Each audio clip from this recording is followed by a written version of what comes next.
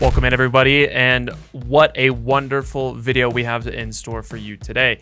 We have version 10 on the horizon, which includes the AFU, the Armed Forces of Ukraine, a fantastic breath of fresh air coming to the game of Squad. I know that there's been a lot of discontent with the current version of Squad, and I kind of want to address some of those things a little bit later on outside the AFU. Let's talk about some distinguishing features coming to the AFU. The first one being the Cluster Bomb Commander asset. This is going to be something similar to what we're seeing with the mortar barrage or heavy mortar barrage. Along with that, we're going to see two different variations of the airstrike. The first one being the one we are normally used to with that rocket airstrike that we all call in tanks with. Along with that, we're going to have a new one called the precision bombing. Really excited to see how that precision bombing is going to add to the depth of ability a commander has in the early stages of the match. A brief overview of the AF units. We have a typical spread here, folks. We've got the Air Assault Brigade, the Tank Brigade, the Army Brigade, which is going to be that combined arms, the Mountain Assault Brigade, Light Infantry, Mechanized Brigade, which is mechanized, and then of course that Motorized Brigade as well. We also have a Support Battalion and an Amphibious Support Battalion. That was just a quick overview of some of the more vanilla and plain things coming to the AFU, but what I'm really excited about is to talk about their vehicles. They have some fantastic vehicles in their lineup, some new assets coming to Squad, new transport, new Logi. They've got an open-topped armored car along with a auto grenade launcher topped vehicle, MTLB logistics, PKT logistics, BRDM2, and the big ones here, BMP1, BMP2, BMP1TS, tracked IFV, and the big one here, the BTR 4-wheeled IFV. This thing is absolutely insane. Along with that, they have the T-64 BM2 main battle tank. I'm really interested to see how this holds up in the field. I'm a little bit worried that that tank is just not going to have the firepower that it needed, but it is what it is. It's the AFU. Along with that, they're going to have that grad in their back pocket, which is going to be extremely beneficial for this new faction. And what I want to do is circle back to that BTR 4-wheeled IFV. It's going to have just about everything you're going to want from an IFV. It's going to have that main auto cannon with ATGMs, and it's going to have that auto grenade launcher PKT along with that. You've got stabilization, you've got a commander slot with stabilization, you've got a fully modeled interior. By golly, what more could you want out of an IFV? The thing is just a rocket ship on wheels. A few more things to talk about in terms of the vehicle here. We have the MI8 utility helicopter. It's that big bus in the sky. Just a few more housekeeping items on the brief patch note overview. We're going to have the AK-74 family being available to the AFU, along with a slew of new weapons, including the Malyuk rifle, a new anti-tank launcher, the C90CR, along with a variant of the American marksman kit with the UAR-10 marksman rifle. We're going to probably see the first remote ATGM added to Squad here, and this is a huge shift in the power dynamics of the game.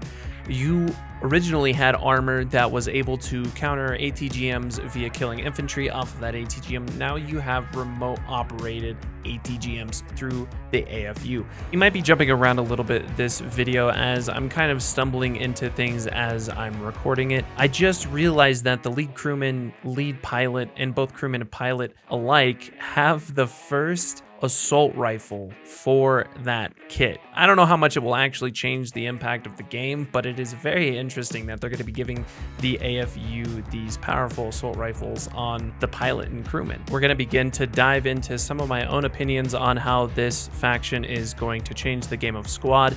A lot of good stuff here. I think that adding the AFU is going to be a positive thing. A lot of people have been pushing for them to be added to the game for quite some time now. In terms of how this new faction is going to play in the field, I don't know. We're going to have to see. I don't think it's going to be anything overpowered. I don't think it's going to be anything that's going to just drastically change the game to the point where it's not even Squad anymore. I think that we're just going to have another strong faction added to the game with some of its own unique identity points. And honestly, from a commander perspective, I'm really excited to use some of the new airstrikes because, quite frankly, the current airstrike system is just kind of boring and plain. You either get a tank, you hit a hab and they rebuild it, or you just don't use it at all.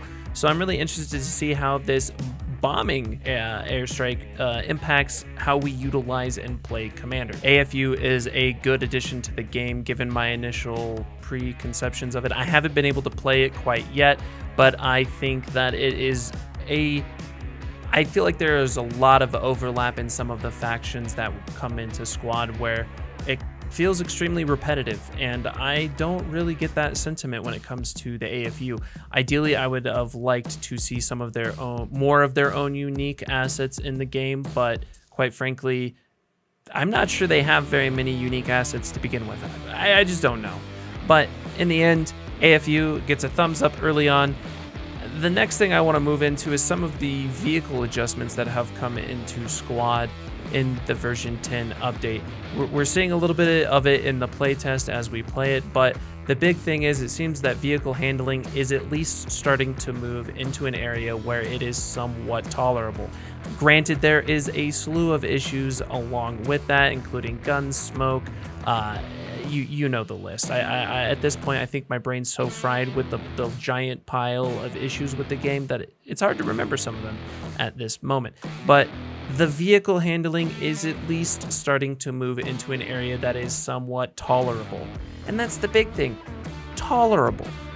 Why does it have to, why can't it be good? It has to be tolerable. I don't know, at least they're trying, people. So I've had some opportunity to watch some AFU gameplay now that a couple of test matches have occurred on the testing branch, and I think we have a good contender for a solid faction that people are really gonna enjoy.